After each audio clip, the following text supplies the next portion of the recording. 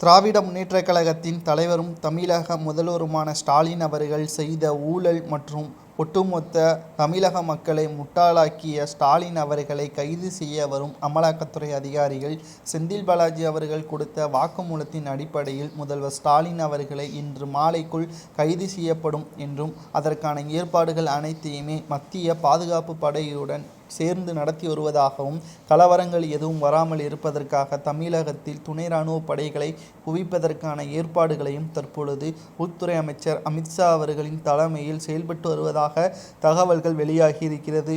சட்டத்திற்கு புறம்பான பண பரிவர்த்தனை செய்ததன் மூலமாக சிறையில் இருக்கக்கூடிய செந்தில் பாலாஜி அவர்கள் கிட்டத்தட்ட 190 நாட்களுக்கு மேலாக புழல் சிறையில் அடைக்கப்பட்டு இருக்கிறார். திராவிட முன்னேற்றக் கழகம் செந்தில் பாலாஜியை மறந்த நிலையில் இனி சிறையில் இருந்தால் தனது உடல்நிலை மிக மோசமாக மாறிவிடும் என்று கூறி தனது மனைவி மேகலா அவர்களின் ஆலோசனைப்படி உண்மைகளை கூற உள்ளதாக ஏற்கனவே நீதிமன்றத்தில் கூறியிருந்தார். இந்த நிலையில்தான் நேற்று இரவு முழுவதுமாக சில உண்மைகளை செந்தில் பாலாஜி அவர்கள் கூறியிருப்பதாகவும் அதனை அமலாக்கத்துறை அதிகாரிகள் வீடியோவாக சேகரிக்கப்பட்டிருப்பதாகவும் இதனை பயன்படுத்தி கொண்டு முதற்கட்டமாக திமுகவின் அமைச்சர்களிடம் விசாரணை நடத்த உள்ளதாக தகவல்கள் வெளியாகி இருக்கிறது.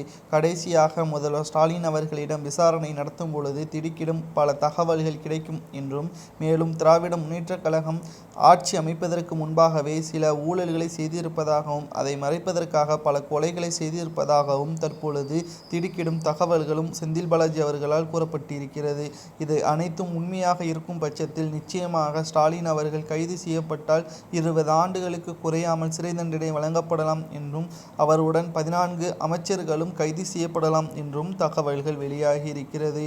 மேலும் கலவரங்கள் எதுவும் வராமல் இருப்பதற்காக துணை இராணுவ படையினரை தமிழகத்தில் வரவழைத்து கலவரம் வரக்கூடிய இடங்களில் குவிக்கப்பட்டிருப்பதும் குறிப்பிடத்தக்கது. இன்று மாலைக்குள் ஸ்டாலின் அவர்கள் கைது செய்யப்படுவார் என்றும் எதிர்பார்க்கப்படுகிறது.